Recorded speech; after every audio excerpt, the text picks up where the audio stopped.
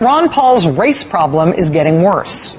And now it's worth asking whether Ron Paul's race problem is starting to feel like the Republican primaries race problem. Last night, on Martin Luther King Day in South Carolina, which was the last state to sign a bill to recognize Martin Luther King Day as a paid holiday, there were the 5 Republican presidential candidates.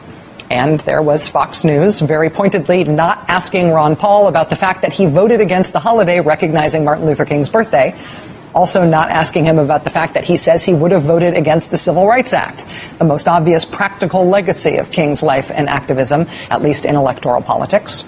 Ron Paul was against it, and he still is. And Fox News apparently didn't want to bring that up on Martin Luther King Day in South Carolina. And then at about midnight last night, the New Republic published yet further excerpts from Ron Paul's old racist conspiratorial newsletters.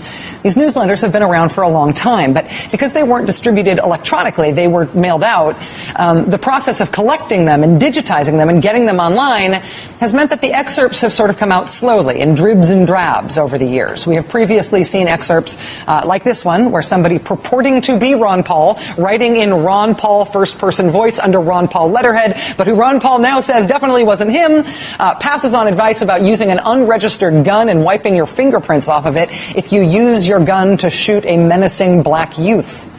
The new batch of newsletters released by the New Republic last night includes this, quote, "We don't think a child of 13 should be held as responsible as a man of 23. That's true for most people. But black males, age 13, who have been raised on the streets and who have joined criminal gangs are as big, strong, tough, scary, and culpable as any adult and should be treated as such."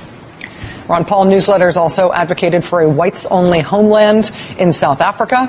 The newsletters also said that in this country, young black males are trained as children to steal and loot as much money from the white enemy as possible.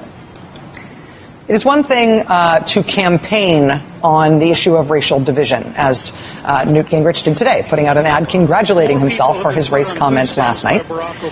It's another thing to have this kind of racist baggage dragging around behind you, like Ron Paul does, as much as he tries to distance himself from these newsletters. The fact is, there is a ton of this baggage stretching over a big swath of his public life, and it's going to keep coming out in dribs and drabs as people stop being too disgusted in reading it to pause to upload it.